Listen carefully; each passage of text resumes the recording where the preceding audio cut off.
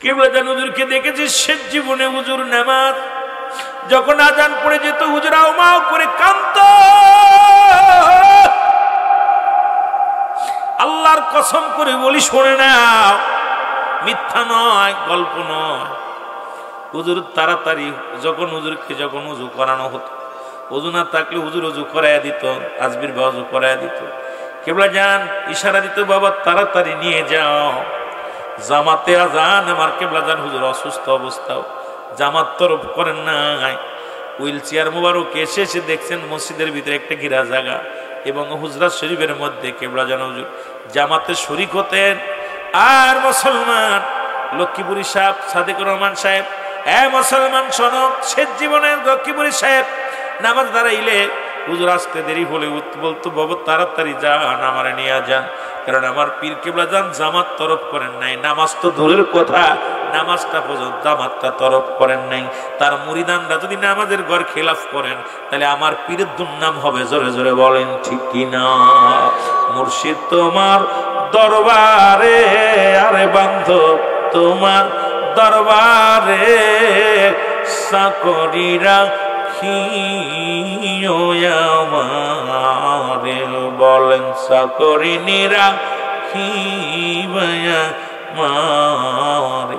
আমি রোজকের মাইনা রোজকের চাই না, রোজকের মাইনা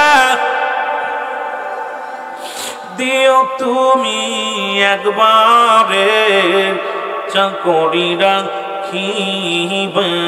আমারে। মুর্শিদ তোমার দরবারে বান্ধব তোমার চাকরিরা মারে, আরে চাকরিরা আমার ভাইরা আমার, যে কথাগুলো বলি দয়াল নবীর গুণে গুণান্বিত ছিল মুর্শিদ কিবলাজান। আরে তার মুরিদান যদি সেই আদর্শ আদর্শিত না হয়, সে আদর্শের মধ্যে যদি না থাকে, কেমন করে দয়াল নবীর উম্মাত বলে দাবি করে? কেমন করে দয়াল নবীর উম্মাত বলে দাবি করবে? আমি করো জোরে দাবি করে যাবো বাবার আমার, এখনো সময় আছে। পীরের খাসলাতে খাসলাত ধরতে হবে, জোরে জোরে চিল্লায় বলেন ঠিক কিনা? আমার ভাইয়ের আনসারি, এই আনসারি দুটি সন্তান ছিল, কলিজা দুটি সন্তান। সামনে আসতেছে আমাদের ই মুসলমান পহিলা মে 18 বৈশাখ। কথাগুলো খেয়াল রাখবেন, অতি গুরুত্বপূর্ণ মাস, মুর্শিদ হারানো মাস, এই প্রেমের মাস। আমি শরিয়াত তরিকত হাকিকত দিয়ে আলোচনা করবো, আগেই বলেছি, খেয়াল করবেন। মুসলমান আব্দুল্লাহ আনসারী নামাজে চলে গেলেন। যে কান্ত সালাম ফিরে মসজিদের মধ্যে বয়ে আছে, মনটা বড় মলিন। রাসূলুল্লাহ খোঁজ দিলেন, ডাক দিয়ে বলেন, আমার সাহাবীরা রে, আমি দেখলাম আমার আনসারী মসজিদে এক কর্নারে দাঁড়ায় আছে, বসে আছে রে, মনটা বড় ভারী। খবর নেয় আনসারী কি হয়েছে, খবর নেয়, সালাম দা, আসসালামু আলাইকুম আনসারী, হুজুর আপনাকে তলব করেছে, আপনাকে হুজুর ডাকছে। দয়াল নবী রাসূল পাক সাল্লাল্লাহু আলাইহি সাল্লাম বসে আছে, কামরার মধ্যে আনসারী প্রবেশ করলেন। নবীজি বললেন, আনসারী দেখলাম তোমার মনটা বড় ভারী, মনটা বড় মলিন, কারণটা কি? বলে, ইয়া রাসূলুল্লাহ, ইয়া হাবিবাল্লাহ, কোমলিম, আমি তো নামাজ শেষ করলাম। বলে, না রে আনসারী না, প্রতিদিন তো তুমি নামাজে আসো, তোমার মনটা কেন পড়লো থাকে? আজকে তোমার মনটা বড় ভারী, মন বলতেছে তোমার মনে কি হয়েছে, তুমি একটু বলো।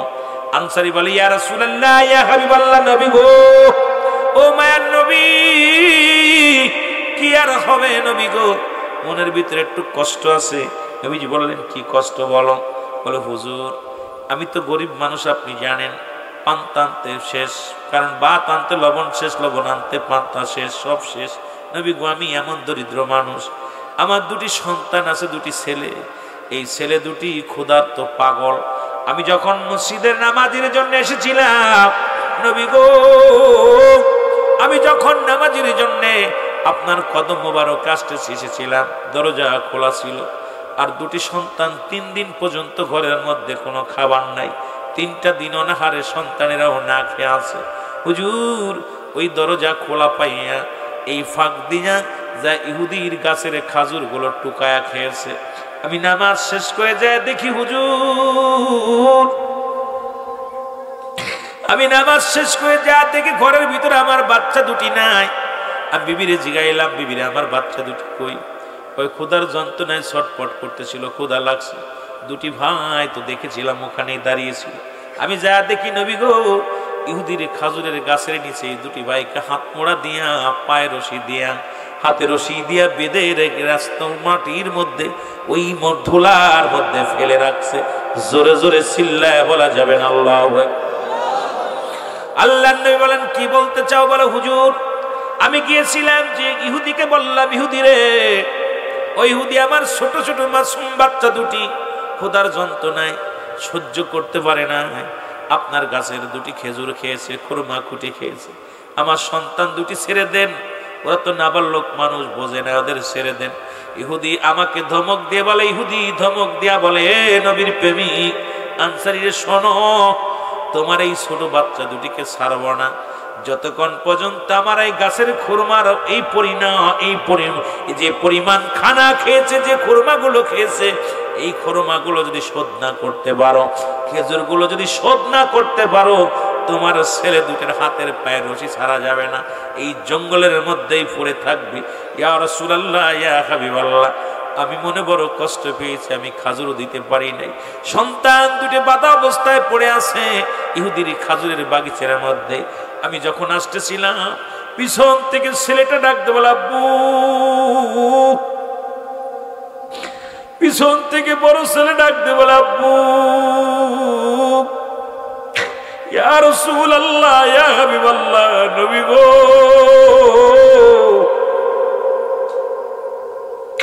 ওই সন্তান দুটির কান্না আমার হৃদয়ের ভিতরে লেগে গেছে।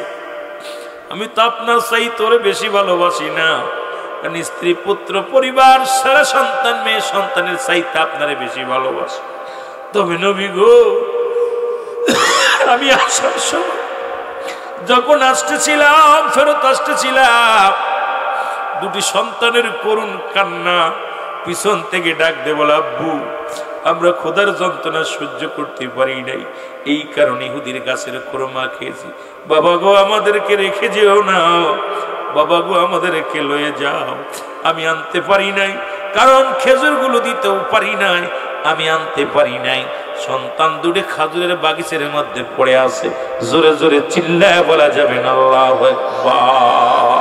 আমার ভাইয়েরা, আমার বন্ধুরা, আমার রাহমাতুল লিল আলামিন ডাক দিয়ে বলে, আনসারী, ও আনসারী, তুমি আগে বলো নাই কেন? বলি, ইয়া রাসূলুল্লাহ, এই জন্য বলি নাই, নামাজ শেষ করলাম, আজকে সকাল থেকে তোমার সন্তান দুটি বাঁধা, এখন বিকাল হয়ে গেল। আনসারী রে, তুমি এখন পর্যন্ত তুমি আমারে বললা না, মনটা বড় মলিন। বলি, ইয়া রাসূলুল্লাহ, আমি আমার স্ত্রী পুত্র সন্তানাদি চাইতে আপনাকে বেশি ভালোবাসি, আপনার ছাড়া আমি ভালো লাগে না, আপনাকে ছাড়া কিচ্ছু বুঝি না। তবে সন্ধ্যা লাগো লাগো ভাব, এই জন্যে তো সন্তানের কথা একটু মনে পড়েছে। কি অবস্থা আছে? ওই বাগিচার মধ্যে পড়ে আছে। ইয়া রাসূলুল্লাহ, ইয়া হাবিবাল্লাহ, আমার নবী কানসারী কাছে বয়, নবীজির কাছে বসলে নবী ডাক দিলেন, আমার সাহাবীরা রে, কোথায় রে আবু বকর? হযরত আবু বকর ছুটে আসলেন। আবু বকর বলে, ইয়া রাসূলুল্লাহ, ইয়া হাবিবাল্লাহ, বান্দা হাজির আপনার সামনে। আমার নবী ডাক দিয়ে, আবু বকর রে, কোথায় রে আমার আবার সাহাবীরা কোথায় রে? চলে আসলেন হযরত ওমর ফারুক রাদিয়াল্লাহু তাআলা আনহু চলে আসলেন। নবীজি বলেন, কোথায় রে আমার সাহাবীরা? সাহাবীরা সব এক এক করে হযরত উসমান গনি রাদিয়াল্লাহু তাআলা আনহু চলে আসলেন। উসমান গনি যখন আসলেন, আমার নবী ডাক দিয়ে বলেন, উসমান গনি রে, আমি তো তোমারই খুঁজতেছিলাম, কারণ আমার সাহাবীরা ডান দিক থেকে বাম দিক থেকে সব সাহাবী হাজির হয়ে গেছে, আমি তো তোমার তালাশেই ছিলাম। উসমান গনি বলেন, বান্দা হাজির আপনার সামনে। ইয়া রাসূলুল্লাহ, ইয়া হাবিবাল্লাহ, গোলাম আপনার সামনে হাজির হয়ে গেছে। ডাক দিয়ে বলে, উসমান গনি রে, শোনো শোনো। উসমান গনি বলে, হুজুর আপনি কেন কাঁদেন? আপনার চোখে কেন পানি? উসমান গনি বলে, নবী গো,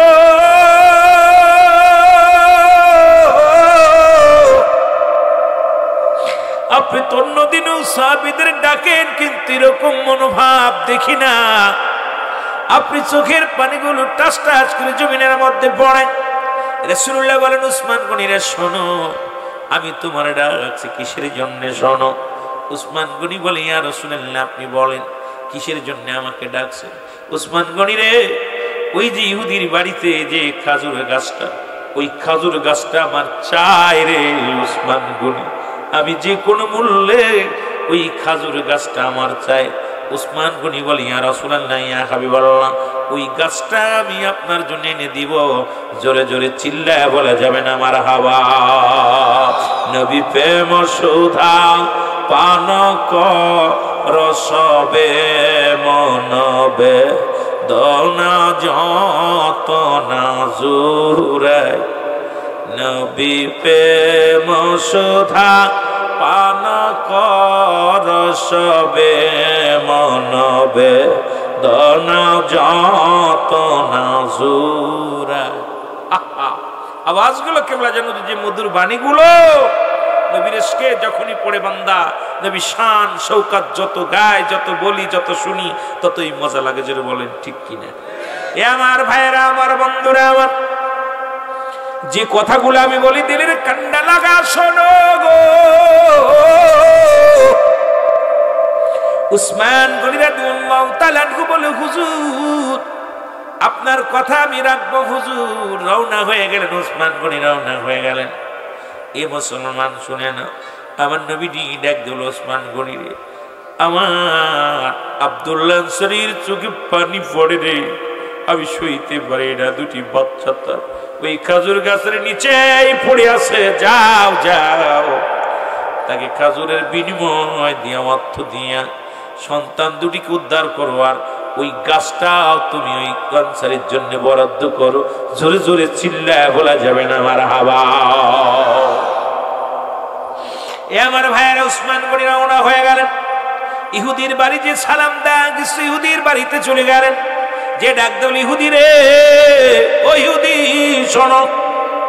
ইহুদি বললেন, আজকে যেমন মুসলমান শোনো, ইসরায়েলের ইহুদিরা ফিলিস্তিনের মুসলমানদের উপরে যেমন আঘাত আনে, ইহুদিরা এত বড় চরম শত্রু।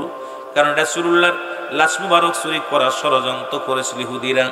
রাসূলের লাশ মুবারক পর্যন্ত রওজা থেকে সরানোর ষড়যন্ত্র করেছিল।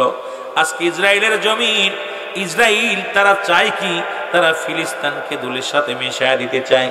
ফিলিস্তিনটা এমন মুসলমানদের দিলে বড় মায়া। মুসলমানেরা জায়গা জমি দিয়েছিল, ফিলিস্তিনেরা কাদের ইসরায়েলকে থাকার জায়গা দিয়েছিল। আজকে ইসরায়েলেরা সেই মুসলমানদেরকে ধুলিসাৎ করে জায়গা জমিগুলো দখল করে নিয়ে হাজার হাজার রক্ত, আমার মা বোনদের রক্ত, ছোট মাসুম বাচ্চাদের রক্ত ঝরায়। এ রব্বে কারীম, ওই ফিলিস্তিনের জমিনকে তুমি রক্ষা করো, ইহুদির হাত থেকে গোটা মুসলমান জাতিকে তুমি রক্ষা করো। জোরে বলেন আমিন। আমার ভাইরা, আমার বন্ধুরা, আমার এবার উসমান গনি যা বলেন, ইহুদিরে তোমার এই খাজুর গাছটা আমার চাই। ইহুদি বলে, আমার খাজুর গাছ আমি বিক্রি করব না। বলে, আমি এই খাজুর গাছটা আমার প্রয়োজন। বলে, না আমি এটা বিক্রি করব না, এটা আমার গাছটা আমার লাগবে। উসমান গনি কয়, ইহুদিরে তোমার এই খাজুর গাছটার বিনিময় তুমি কি চাও? কি চাও? বলে, তুমি কি দিবা? বলে, তুমি যা চাইবা তাই দিবা। ইহুদি মনে মনে চিন্তা করে, এই একটা গাছের বিনিময় যদি অনেকগুলো গাছ চাই, কতই না লাভ হবে। এসে যে দেখা যাক, সে দেখি দেয় কিনা। ডাক দে বলে, উসমান গনি রে, তুমি যেহেতু দিতে চেয়েছো, তাহলে আমি শ্রাবণী কয় চাও?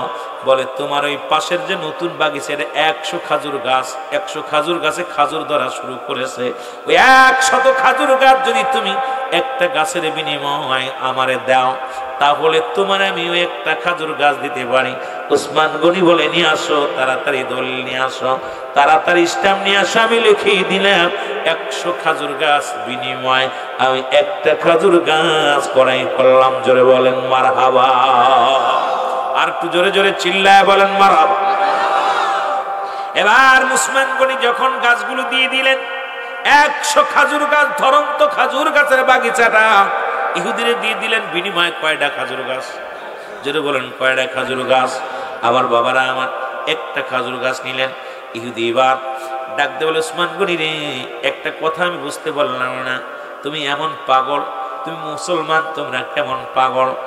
উসমান গনি কয় তুমি কি জানো না আমি পড়েছি আশহাদু আল্লা ইলাহা ইল্লাল্লাহু ওয়াহদাহু লা শারীকা লাহু ওয়া আশহাদু আন্না মুহাম্মাদান আবদুহু ওয়া রাসূলুহু লা ইলাহা ইল্লাল্লাহু মুহাম্মাদুর রাসূলুল্লাহ। জোরে জোরে চিল্লায় বলেন সাল্লাল্লাহু আলাইহি ওয়াসাল্লাম। এই হুদি তুমি বুঝবা না আমি কালেমা আল্লাহ ছাড়া কোনো মাবুদ নাই, আল্লাহ ছাড়া কোনো ইলাহ নাই, আল্লাহ ছাড়া কোনো শরীক, আল্লাহর কোনো শরীক নাই, তাকে পার একমাত্র মাধ্যম ঠিকানা হলো রাহমাতুল লিল আলামিন। ইহুদি শোনো, আমার নবী চাইছে এই খাজুর গাছটা 100 খাজুর গাছ নয়, তুমি যে 1000 খাজুর গাছ চাইতা, এমনকি আমার জীবনটা যদি চাইতা, আমার কলিজাটা চাইতা, আমার নিজ হাতে তোমার কলিজাটা আমার কলিজাটা বাইর করে তোমাকে দিয়ে দিতাম একটা গাছের জন্য। জোরে জোরে চিল্লায় বলা যাবে না মারহাবা। আমার ভাইরা, আমার বন্ধুরা, আমার রাসূলকে ভালোবেসেছিল সাহাবীরা। এমন তীব্র আশ্চর্যজনক আমার জাকের ভাইরা, একটু লক্ষ্য করবেন কেবলা জান হুজুরকে যারা ভালোবাসেন, এখনো যারা ভালোবেসে যান, যারা আপন মুর্শিদকে ভালোবাসেন, আমার বিশ্বাস ওই রকম যে কোনো মুহূর্তে যে কোনো ডাক আসলে মুসলমান জাকের ভাইরা জীবনকে বাজি রেখে কাজ করতে প্রস্তুতে আছে কিনা? জোরে বলেন আছে কিনা? এ আমার ভাইরা, বন্ধুরা আমার, আমরা তো রসুলকে দেখি নাই, রসুলকে দেখি নাই, নবীর নায়েব খাজা ফরিদপুরীকে দেখেছি, যিনি ছিলেন দয়াল নবী রাসূল পাক সাল্লাল্লাহু আলাইহি সাল্লামের নায়েব, মুসলমান, যিনি আল্লাহকে পাওয়ার জন্য সারা জীবন সাধনা করলেন, যিনি দয়াল নবীর প্রেম শিক্ষা দিলেন এই জগতের মধ্যে। হুজুর বলতেন, বাবা দয়াল নবীর ভালোবাসা যার অন্তরে যতটুক, তার ঈমান বলতে ততটুক। দয়াল নবীর প্রেম ভালোবাসা যার অন্তরে নাই, তার ঈমান বলতে কিছু নাই, সরাসর বেঈমান। সেই নবীকে ভালোবাসতে চাই আমরা। আমার দয়াল নবীর ভালোবাসা নিয়ে আমরা কিবলা জান হুজুরের কদমে মুবারকে আঁকড়ে ধরে থাকতে চাই কি চাই না? কিন্তু মুসলমান যাদের মনে ধোঁকা, আল্লাহ বলে মিনান নাস, মানুষের মধ্যে মাকুলু, তারা বলবে আমার না, তার ঈমান আনছে বিল্লাহি, আল্লাহর প্রতি, অবিলা অবিলা আখিরাতের প্রতি বিশ্বাস স্থাপন করছে। ওমা হুম বিমুমিনিন,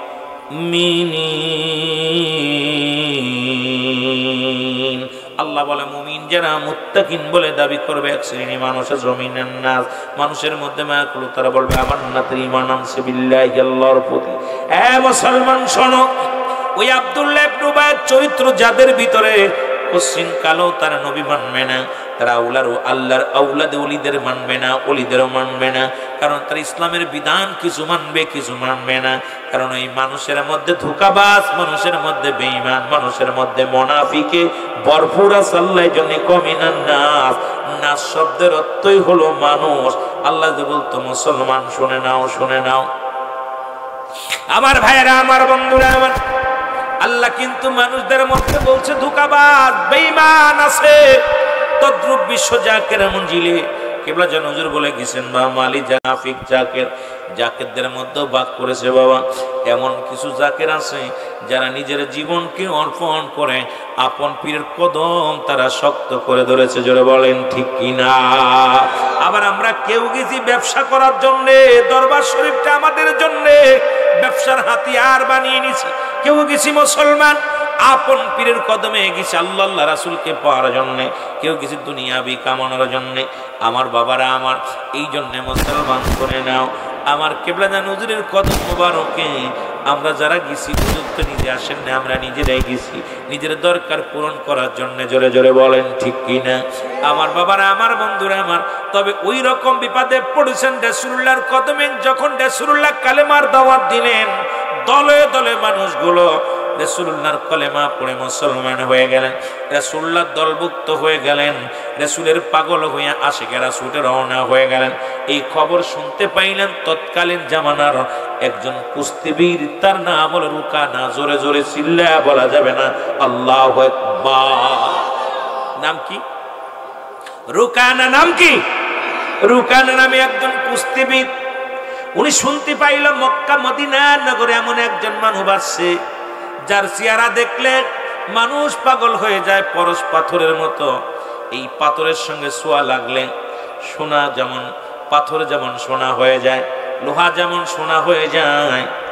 আরে রাহমাতের নবী নামে একজন নবী আছে রাহমাতুল লিল আলামিন, আব্দুল্লাহর বেটা মুহাম্মদ। বাবার নাম আব্দুল্লাহ, বাপ তার ছেলের নাম হলো মুহাম্মদ, মার নাম আমেনা। কুরাইশ বংশের মধ্যে এমন একজন প্রদীপ আছে যারা দেখা পর মানুষ দলে দলে কালেমার মালা পড়ে মুসলমান হচ্ছে। এই খবরটা রুকানা শুনতে পারার পর চিন্তা করে এই মহল্লার সবচাইতে বড় বীর তৎকালীন জামানায় মক্কা মদিনার সবচাইতে বড় বীর, সবচাইতে বড় পালোয়ান, তার নাম হলো রুকানা। জোরে জোরে বলো নাউজুবিল্লাহ, আর একটু জোরে বলো আল্লাহু আকবার। রুকানা চিন্তা করে এই মহল্লার মধ্যে বর্তমান যুগে আমার মতো কুস্তিবীর, আমার মতো বল, আমার মতো শক্তিশালী এই পৃথিবীর মধ্যে কেউ নাই। সুতরাং কোথা থেকে আব্দুল্লাহর বেটা মুহাম্মদ আসলো? কেবলা জান হুজুর যখন আট্টশির জমিনে আসলো, এই মহল্লার মধ্যে অনেক মৌলানা, তাদের ধারণা আমরা কামেল পাস, আমরা বড় মুক্তি, আমাদের কাছে মানুষ আসে না। ওই থেকে বেটা জুড়ি আসলো আসমতুল্লাহ ফরিদপুরি, এসে জগৎ তেরে পাগল বানাইলো। আগে কথা বোঝানোর জন্য আমি আলোচনার মধ্যে একটু ডুব দিছি, শুনে নেন বাবা। তখনকার জামানায় আলেমুল আমা ফরিদপুরের মানুষ মানতে পারে না আট্টশির হুজুরে। আপনাদের এই নগর সদরপুরের মানুষ, বাঙ্গার মানুষ, মকসেদপুরের মানুষ কেউ মানতে পারে নাই। সবার মুখে একটা বলছিল জাদুকার আছে আট্টশির জমিনে, ওরে মানব রূপে এক জাদুকার আছে, যারে দেখে সেই পাগল হয়ে যায়। যে আট্টশির হুজুরে একবার দেখছে সে আর একবার দেখার জন্য ছুটে যায়। এই লোকটা নিশ্চিত একজন জাদুকার, এই লোকটা নিশ্চিত একজন ধোঁকাবাজ। এ মুসলমান শোনো, পুরো ফরিদপুর বিভাগের যত নেতা কর্মী, যত আলেম ওলামা ছিল, সবাই আট্টশির হুজুরকে জাদুকার বলে, সবাই আট্টশির হুজুরকে মুসলমান ভণ্ড প্রতারক বলে সবাই স্বীকৃতি দিয়ে দিল। সবার মুখে একটাই বলছিল আট্টশির হুজুর বর্তমান জামানার সবচাইতে বড় জাদুকার। জোরে জোরে চিল্লায় বলা যাবে না নাউজুবিল্লাহ। আমি মূল আলোচনাটা আমি ধরবো আপনাদেরকে, আমি রুকানার কাছ থেকে ঘুরে আসি। মনে রাখবেন মুসলমান, রুকানা চিন্তা করে আমার গায়ে বল বেশি, আমি বুদ্ধি বেশি, কারণ মক্কা মদিনার জমিনে আমার চাইতে এত বড় শক্তিশালী ব্যক্তি আর কেউ নাই। আমার বুদ্ধিতে আমি বড়, শক্তিতে আমি বড়, সম্পদে আমি বড়, কারণ মক্কা মদিনার বুকে আমার মতো এত বড় বলবান, এত বড় কুস্তিবীর, এত বড় নাম করা মানুষ কেউ নাই। ওই থেকে এক দাড়িওয়ালা টুপিওয়ালা আসলো, আইয়া উনি উড়িয়ে এসে জুড়ে বসে। শুনছি ওনার কাছে যে যায় সেই কালেমা পড়ে মুসলমান হয়, ওনার কাছে যে যায় সে আর ফিরে আসে না, সে তার নিজের ধর্ম ত্যাগ করে রাহমাতুল লিল আলামিনের ধর্মের মধ্যে দীক্ষার হয়ে যায়। রাসূলুল্লাহর কালেমা পড়ে লা ইলাহা ইল্লাল্লাহু সাল্লাল্লাহু আলাইহি ওয়াসাল্লাম। জোরে বলেন মারহাবা, আর একটু জোরে বলো মারহাবা। রুকানা বাড়ি গেলেন, যা কাপড় চুপড় গুছায় ছেলে ডাকতে বলে, ছেলের নাম হলো এজিদ। নাম কি? এজিদ বলে আব্বা কই যাও? কয় বাবা আর বলিস না, আমি সারা জীবন মক্কা মদিনার সব চাইতে বড় বীর, মক্কা মদিনার জমিনে আমার সামনে আইসা কেউ কথা বলতে পারে না। আমার নাম শুনলে যারা প্রস্রাব করে দেয়, পায়খানা করে দেয়, আমার নামের উপরে এই সমাজ চলে। মক্কা মদিনার সব মানুষগুলো তত্তর করে কাঁপে। কই থেকে এক মৌলবী আছে শুনলাম, নাম তার আব্দুল্লাহর বেটা মুহাম্মদ, সে নাকি কুরাইশ বংশের এক বড় নেতা। তার যে দেখে সেই নাকি তার দলভূত হয়ে যায়, তার যে দেখে সেই নাকি তার ধর্ম কবুল করে। দিনে দিনে প্রচার প্রসারিত হইয়া দলে দলে মানুষ ইসলাম ধর্ম কবুল করতেছে। এই খবর শোনা পর আমি আর বয়ে থাকতে পারি না, আমি রুকানা যাব, মুহাম্মদকে সাইজ করার জন্য আমি যাইতেছি রে বাবা। এজিদ কাব্বা তুমি যাবা, আমারে নিয়ে যাও সাথে। আরে রুকানা কয় না, তুই বাড়ি থাক। কয় না বাবা, শুনেছি সে বিশাল একজন শক্তিশালী, তারে দেখলেই নাকি সব মানুষ থরথর করে কেঁপে ওঠে। আব্বা যে তোমার বয়স হয়েছে, আমি এখন ইয়ং ম্যান, বাবা গো আমিও যাব, তুমি যদি না পারো তার সঙ্গে আমি ভাগে ধরবো বাবা, তবে মুহাম্মদকে সাইজ করে ছাড়বো। জোরে জোরে চিল্লায় বলা যাবে না নাউজুবিল্লাহ। এজিদ বলতেছে আব্বা আমিও যাব। রুকানা বলতে বাবা তুই থাক। কেন আব্বা? শুনি আপনার চাইতে বীর কেউ নাই, তবে আমিও শুনেছি মক্কা মদিনায় আব্দুল্লাহর বেটা মুহাম্মদ নামে এক লোক আইছে, তার কাছে যে যাচ্ছে সেই নাকি পরাজয় করতেছে, তার সামনে থেকে কেউ ফিরে আসতে পারতেছে না। কই এত বড় বীর আর এত বড় কুস্তি, তুমি বাবা কি যায় তার তুমি হারি মানবা? রুকানা কয় না রে বাবা তুই থাক, আমি দেখে আসি। কয় না আমিও যাব। চলো বাবা, টাকা পয়সা নিয়ে রওনা হয়ে গেল। কোথায়? বীরকে রাসূলকে খুঁজতে লাগলেন।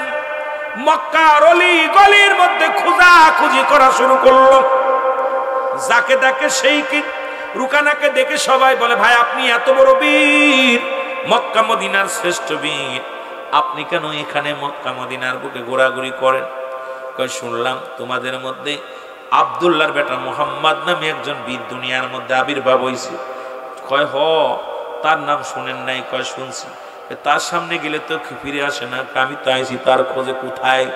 কয় তার সন্ধান তো খুঁজি, আজ 5টা দিন অতিবাহিত হয়ে গেল, মক্কা মদিনার অলি গলির মধ্যে ঘুরি, কোথাও ওই লোকটারে পাই না, কোথাও সেই নেতাটারে পাই না, মস্তানডারে পাই না। আমরা দুই বাপ গোটা আইছি তার সাইজ করার জন্য, ছেলে এজিদকেও সঙ্গে করে আনছি। জোরে জোরে চিল্লায় বলা যাবে না নাউজুবিল্লাহ। মক্কার লোকেরা বলে হে রুকানা শোনো, রুকানা শোনো। বলে কি? বলে তুমি আইছো মুহাম্মদকে সাইজ করার জন্য, নিজেই সাইজ হয়ে যাবা, তবে শুনে রাখো তাকে কোথাও এই বাজারে পাবা না, কোথাও মেলায় পাবা না। তার যদি পাইতে হয় দেখো কোথাও আল্লাহর ঘর মসজিদ আছে, কারণ এই লোকটা এমন একজন বীর যিনি মাওলার প্রেমে হাবুডুবু খায়, দুনিয়ার কোনো প্রেমে নয়। এই আব্দুল্লাহর বেটা মুহাম্মদ যে কোনো একটা মসজিদের মধ্যে খুঁজলে তারে পাইবা, এইরকম বাজার ঘাটে ঢোল পিটালে তারে পাওয়া যাবে না। তুমি যে ঢোল পিটাইতেছো আমি বীর কুস্তিবীর এসেছি, মুহাম্মাদের কোথায়? আব্দুল্লাহর বেটা মুহাম্মদ কই? এইভাবে ডেকে তারে পাওয়া যাবে না, খোঁজ নাও মসজিদে সেই লোকটা থাকে। আরে রুকানা কয় কি কও? এত বড় বীর সে আবার মসজিদে পালাবে? কয় মসজিদে পালায় না, সে তার গোলামি, আল্লাহর গোলাম, সে তার মনিবের সঙ্গে আল্লাহর সঙ্গে গল্প করে, আল্লাহর সঙ্গে কথা কয়, এই জন্য সে মসজিদে ইবাদতগত অবস্থায় থাকে। জোরে বলেন মারহাবা। আর একটু জোরে বলা যাবেন আল্লাহু আকবার।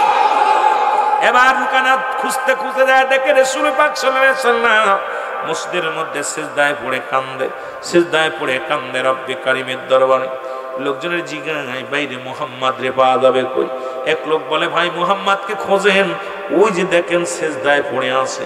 যা দেখেন সিজদায় পড়ে আছে, এবার ডাক দে মুহাম্মদ। রাগান্বিত হয়ে বলে মুহাম্মদ। আমার নবীজি মাথা তুললেন, মাথা তুলে দেখে রুকানা সেই কুস্তিবীর বিশাল দানব, পিছন দিকে তাকায় দেখে দানবটা দাঁড়ায় আছে। নবীজি বলে রুকানা রে তুমি কিসের জন্য আসছো? বলে শুনলাম তুমি এমন একজন বীর, তুমি এমন একজন জাদুকার, আর এমন একজন ভয়ঙ্কর জাদুকার, মক্কা মদিনার মানুষগুলো দলে দলে কালেমা পড়ায় মুসলমান বানাও, তোমার কাছে যে আসে সে নাকি তোমার দলে চলে যায়। আমি আইছি, আমার সঙ্গে এখন কুস্তি ধরা লাগবো, আমি তোমার দেখাশোনা, তোমার সঙ্গে কুস্তি লড়তে চাই, তোমার সঙ্গে একটু বল খাটাইতে চাই।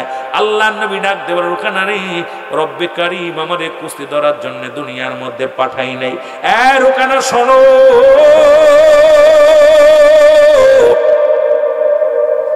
রব্বে কারিম আমারে পৃথিবীর মধ্যে কুস্তি ধরার জন্য পাঠান নাই।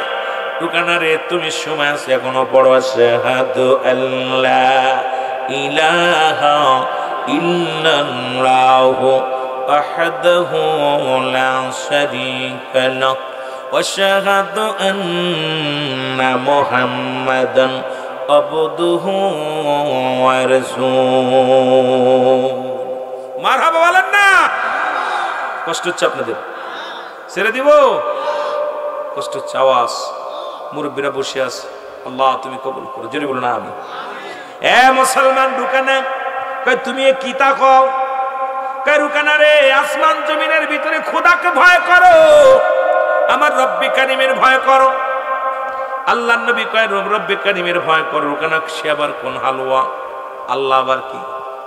আমি আল্লাহর পয়গম্বর মুহাম্মদ, আমারে তুমি মানো? কয় মানতে পারি, আমার সঙ্গে কুস্তি ধরা লাগবে। কুস্তি ধরে যদি তুমি পারো তাহলে আমি কথা দিলাম আমি রুকানা তোমার দলভুক্ত হয়ে যাব, তোমার খোদাকে মেনে নিব, তোমারও মেনে নিব।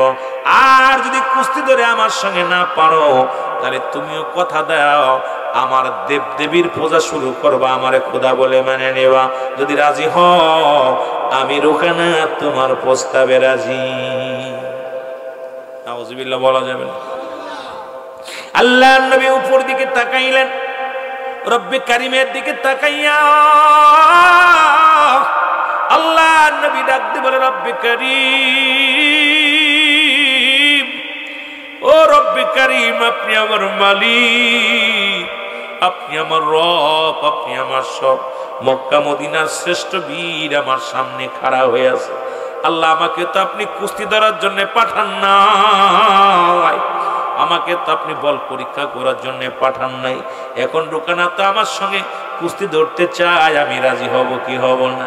রব্বে কারিম ডাক দে বলে, হাবিব আর দেরি করেন না, রুকানার সঙ্গে কুস্তি ধরতে রাজি হয়ে যান। জোরে জোরে চিল্লা বলা যাবে না মারহাবা। আল্লাহ নবী বলে, আমি রাজি। নবীজি বলেন আমি রাজি। রুকানা কয় আমিও রাজি। লোকজন নবী সাহাবীরা দাঁড়ায় আছে, লোকজনও দাঁড়ায় আছে। কি আশ্চর্য খেলা! রাসূলুল্লাহ দাঁড়ায় আছে, রাসূলুল্লাহ দাঁড়ায় আছে এক পাশে। রুকানা তো ধরবে রাসূলকে, ধরে একটা আছাড় মারবে, বড় চিন্তা। রুকানার গায়ে অনেক বল, কারণ মক্কা মদিনার জমিনে ওর চাইতে বড় কুস্তিবীর, ওর চাইতে আর দানব কেউ ছিল না। রাসূলুল্লাহ তার কাছে একদম বাচ্চা। নবীজি এক পাশে দাঁড়ায় আছে, রুকানা দাঁড়ায় আছে, এইভাবে ধরবে। আর আমার নবী তো অপেক্ষা আছে রব্বে কারিমের অপেক্ষায়। রব্বে কারিম কি করে? এমন সময় নেফরি একজন নেফরি একজন জাস্ট আছে। নেফরি যখন বাঁশি দিছে, রাসূলুল্লাহ দুটি হাত ধরে, এক হাত দিয়ে ধরছে মাজা, আর এক হাত দিয়ে ধরছে গাড়, ধরে উঁচু করে একটা আছাড় মারছে জমিনের মধ্যে। জোরে বলা যাবে না সুবহান। রুকানারে মারছে এক আছাড়, রুকানা ভিতরে পইরা কুয়াকুয়ি শুরু করছে। রুকানা কাম সারছে, বেটা দেন আমার ছেলে আর আমি যেরকম এরকম কোথাও বুঝিনি। রাসূলুল্লাহর গায়ে নেই বল। মা রাসূল একদম ওনার কাছে বাচ্চা। রাসূল দুইটা হাত দুইটা মাজা ধরে উঁচু করে মাথার উপরে নিয়ে মারছে এক আছাড় ছটপট করা শুরু করছে। মাজা গেল, জীবন গেল, শেষ হইলাম। নবীজি কয় ধরবনি? কয় না না ধরিস না, আর মরছি। নবীজি কয় তাহলে কালেমা পড়। কয় কালেমা পড়। কয় হবে না, আর একবার। আল্লাহু আকবার। এবার আমি বেশি প্রস্তুতি ছিলাম না, এই জন্য আমার আছাড় মারছো। দ্বিতীয়বার দেখা যাক। নবী কয় ওঠ। আবার উঠলেন, উঠিয়ে দাঁড়ায় আছে রুকানা। ভয়, ভিতরে একটা ভয় ঢুকছে, কারণ আবার যদি আছাড় দেয় একটা। এবার রাসূলুল্লাহ ধরে আবার জোরে দুই হাত দেয়। আবার যখন মুসলমান মাথার উপর নিয়ে আর একটা আছাড় মারছে। এবার আছাড় মারা পর রাসূলুল্লাহ কয় কালেমা পড়। কয় না, আর একবার। আল্লাহু আকবার। কি জীবনও তো যায়, অবস্থা খারাপ, তবু হাঁটতে রাজি না। চিন্তা করে দেবদেবী তার নাম ধরে কয়, দেবতা তোদের দোহাই লাগে, হে কালী, হে ভগবান।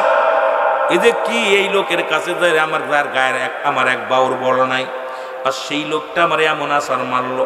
এখন তো অবস্থা ভালো না, এখন তো কি করো, আর একবার একটা সুযোগ দাও আমার। নবী কয় কালেমা পড়, দেরি করিস না।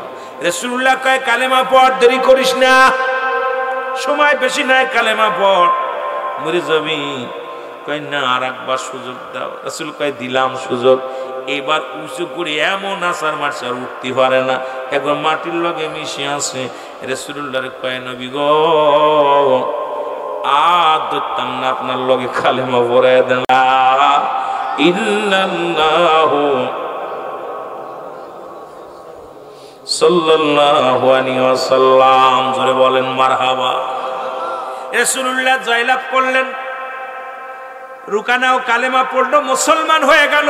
রুকানার ছেলে ইয়াজিদ কাব্বা, তুমি যত সহজে হার মেনেছো, আমাকে হারানো সম্ভব নয়। তোমার একটু বয়স ভাটি, আমি এখন ইয়ং, আমি এখন তাজা, তুই যে গায়ে বল বেশি। রুকানা কয় বাবা রে, তুই আমার মতো মায়ের খাস না, আড্ডি গুড্ডি ভাঙিনে কালেমা পড়। আমিও কম চেষ্টা করি না, আমি যেহেতু পরাজয় মানছি। আর দেরি করিস না বাবা ইয়াজিদ, তাড়াতাড়ি পড় কালেমা। ইয়াজিদ কাব্বা, তুমি কি পাগল হইছো? আমি সহজে ছেড়ে দিব, আমি নয়া মস্তান, কত জিন্নি, গায়ে বল বেশি, ইয়ং ম্যান। আল্লাহর নবী কয় ইয়াজিদ রে, তোর বাবার মতো পরিণত হবে, তাড়াতাড়ি কালেমা পড়।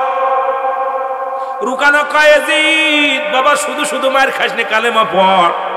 ইয়াজিদ কাব্বা হবে না, আমি ওনারা সহজে ছাড়বো না, আব্দুল্লাহর বেটা মুহাম্মাদের লগে আমারে কুস্তি ধরতে হইব। এবার আল্লাহ নবী কয় তাড়াতাড়ি আয়, দেরি করিস না। এবার ইয়াজিদ আসছে, আল্লাহ নবী উচ্চ করে ধরে এত জোরে একটা আছাড় মারছে, এক আছাড়ে ইয়াজিদের হাত পাও বাস।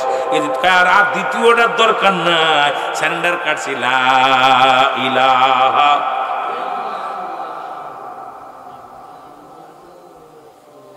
সাল্লাল্লাহু আলাইহি ওয়াসাল্লাম। জোরে বলেন মারহাবা।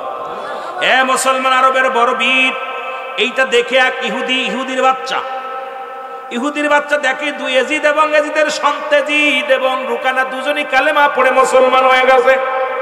এই দৃশ্য দেখে দূর থেকে এক ইহুদি দেখে আহারে কাম সারছে, আব্দুল্লাহর বেটা মুহাম্মদ তো জাদুকার, তো সবচেয়ে বড় জাদুকর, এ তো কাউকে ছাড়বে না, দাঁড়াও এক খেলা দেখাবো আজকে।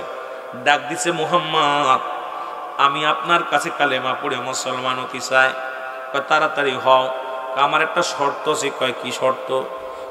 তোদের দুই বাপ বিটার তো সাইজ করছো, মাজা টাজা ভাঙছো, আড্ডি গুডি ভাঙছো, এখন আমার তো ভাঙবা, ওই রকম ব্যাঙ্গে চুরে মুসলমান হতে চাই না।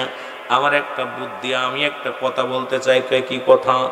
ওই যে একটা গাছ দেখা যায়, ওই যে গাছ দেখছো নি? কয় হ।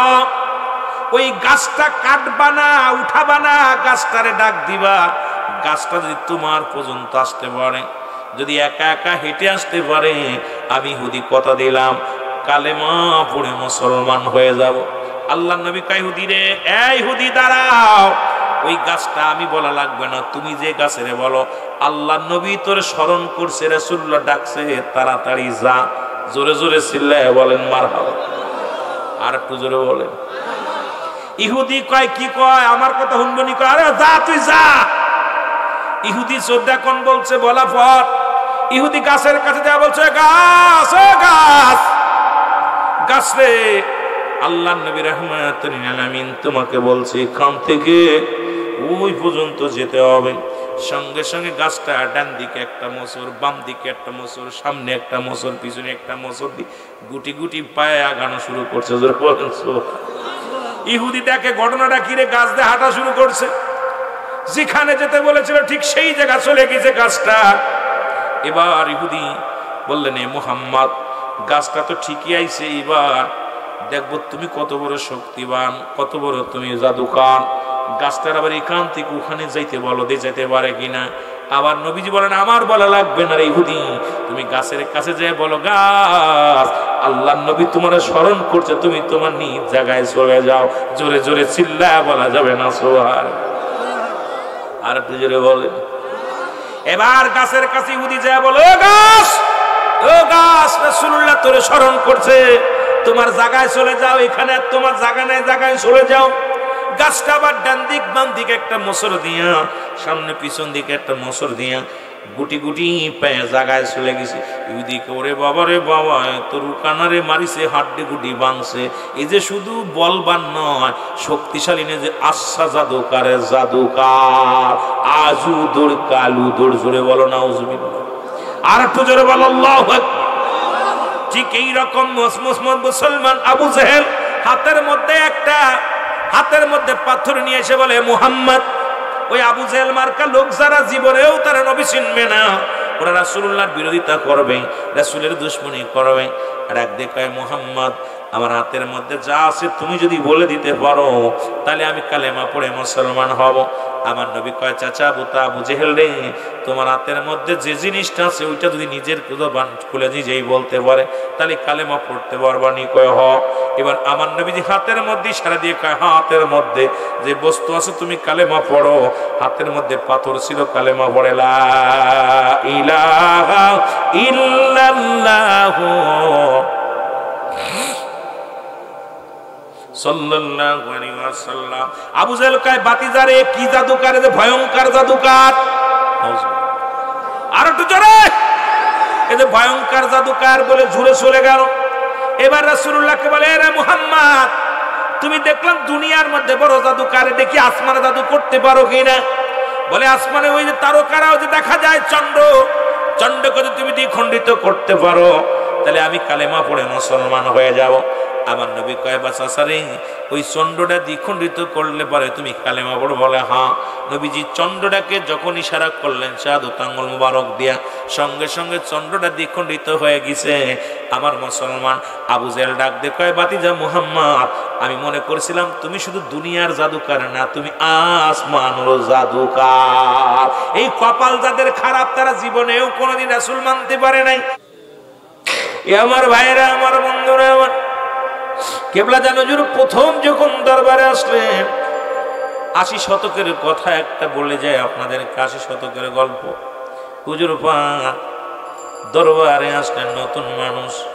আমার বাবারা, আমার ভাইরা, আমার বন্ধুরা, আমার অল ফরিদপুরের মানুষ কেবলাজানকে জাদুকার বলে কত না উপহাস করতেছিলেন। যে কথা বলতেছিলাম, কেবলাজানকে কত মানুষ, কত আলেম কাফের উপাধি দিচ্ছে, কত আলেমরা হুজুর পাককে জাদুকার বলেছে।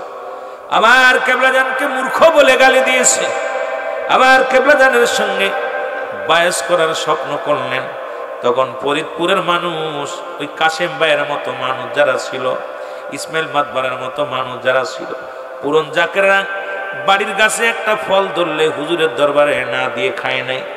গাছে একটা আনারকেল ধরলে আগে দিছে, দুধ হইলে গাভী দুয়াইলে গাভীর দুধটা নিয়ে হুজুরের কদমে আগে দিছে। যখন গাছে মুসলমান জমিনে যত ফসল হয়েছে আমি দেখেছি, আমি ছোট্টবেলা আমার কাশেম বাইরে ধান হলে পেঁয়াজ হলে পেঁয়াজগুলো আগে 10-5 কেজি পেঁয়াজগুলো দরবারের নামে রাখছে, রসুই রাখছে, পাটগুলো রাখছে। অনেক জাকের ভাইরা দান হলে আমি দেখেছি, যখন এই বাইরবাগ মাদ্রাসায় লেখাপড়া করেছি, অনেক জাকেরদের দেখছি বাবা আমার কাছে পর্যন্ত ধানগুলো জমা দিয়ে গেছে, 200, 300, 500 করে ধান। বলতো রুহুল আমিন সাহেব আপনি মাদ্রাসায় পড়েন, যদি 800 যান নিয়ে যাবেন, কারণ এই জাকের ভাইরা প্রথম ফসলটা আপন পীরের দরবারে খেদমত দিতেন, তার মধ্যে রহমত পাতেন, বরকত পাতেন। ভাইরা আমার এগুলো দেখা পর ফরিদপুরের সমস্ত উলামা ইকরামের নজরে পড়ে গেল।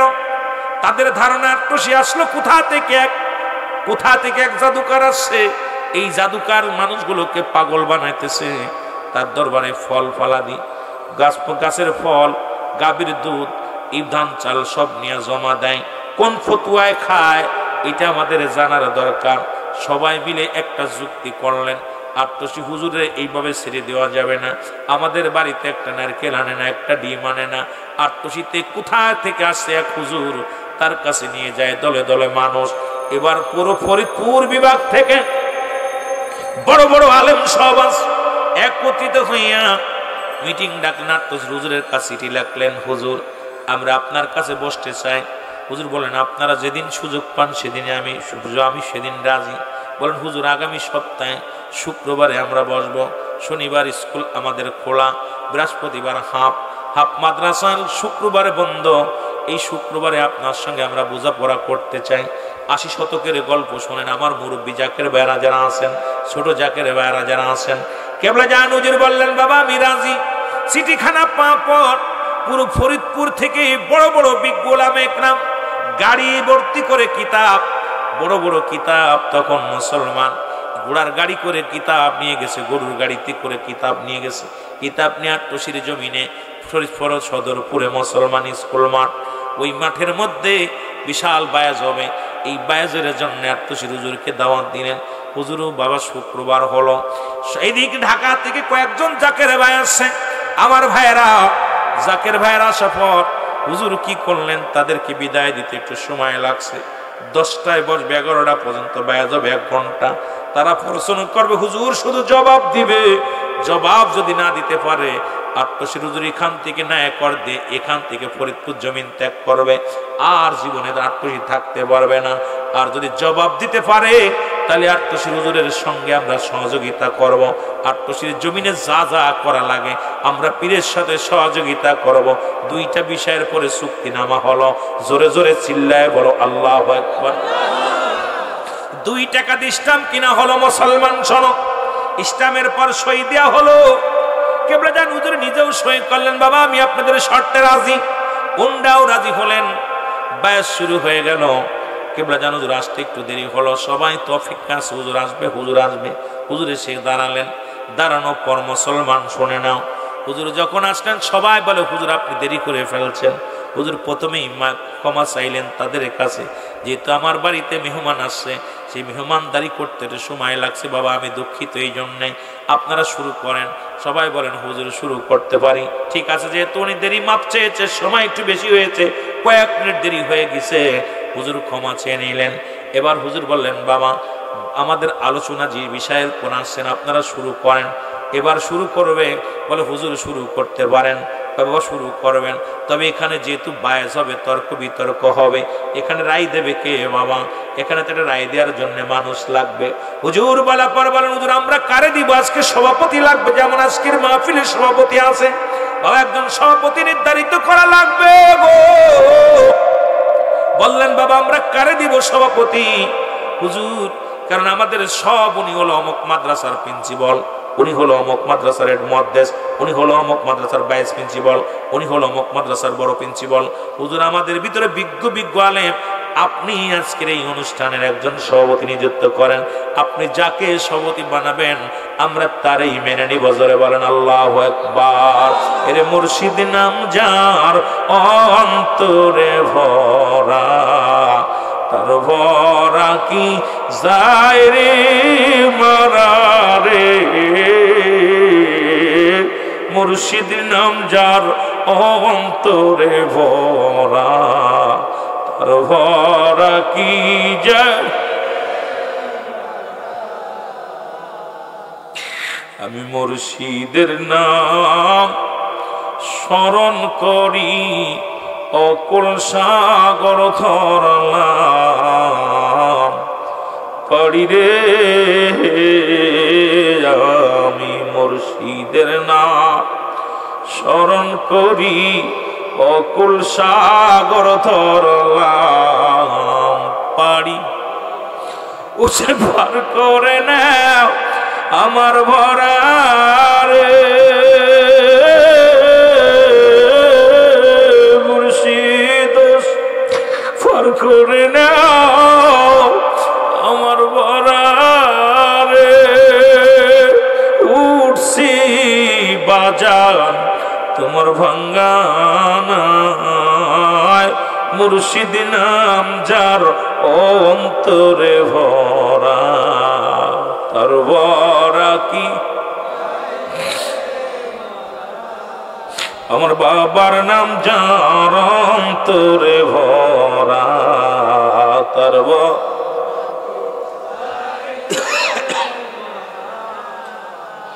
ও পরেতে খেসইতান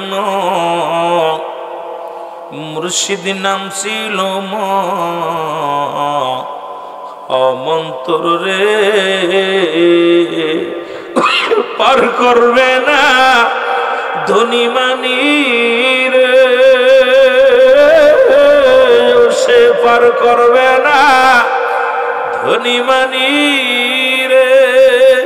পার হবে বাবার ভক্ত যারা, মুর্শিদ নাম যার অন্তরে ভরা,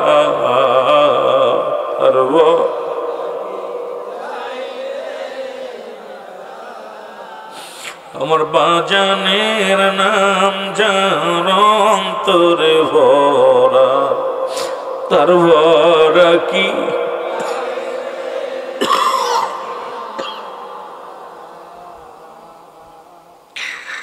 বাবা পার করে নাও আমার ভরা রে। মুর্শিদ পার করে নাও আমার ভরা রে। উঠছি তোমার ভাঙ্গানায়, মুর্শিদ নাম যার অন্তরে ভরা, তার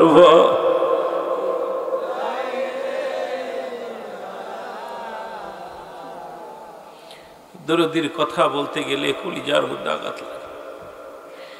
আমার ভাইরা, আমার বন্ধুরা, কেবলা জান হুজুর বললেন বাবা আপনারা যদি সবাই সম্মতি দেন গো,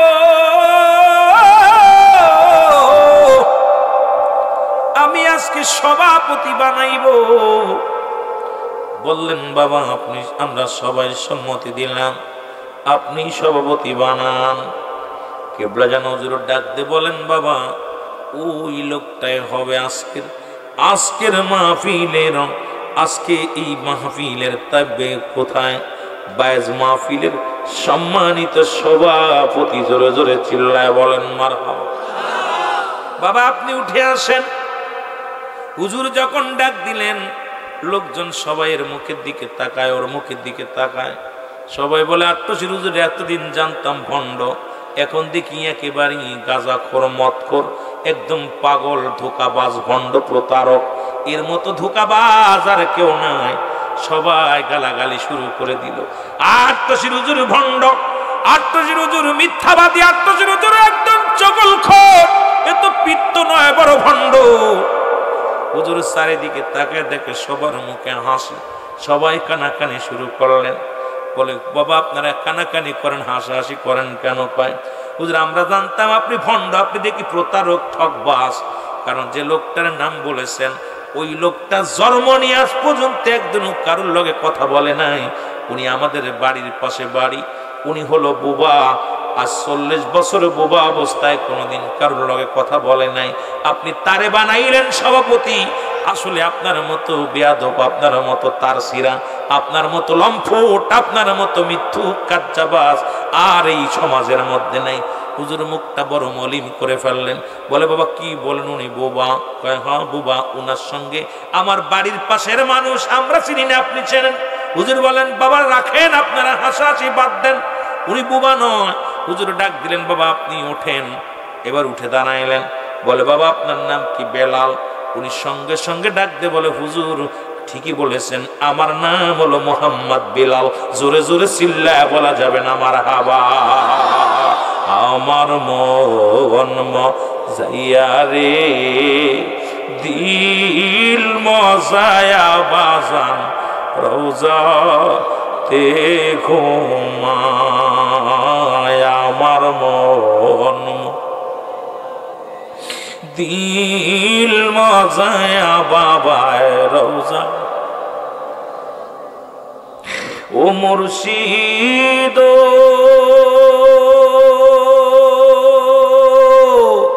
সবার আছে জায়গা জমি, ও মুর্শিদ আমার বেলায় আসো তুমি তুমি রে। ও মুর্শিদ সবার আছে জায়গা জমি, আমার বেলায় আসো শুধু তুমি রে। শয়ন স্বপনে তোমারে পাইলে, শয়ন তোমারে পাইলে আর কিছু চাই না গোলাম জীবনে। আমার মন দিল মজায়া বান্ধব, রওজাতে ঘুমায় আমার মন।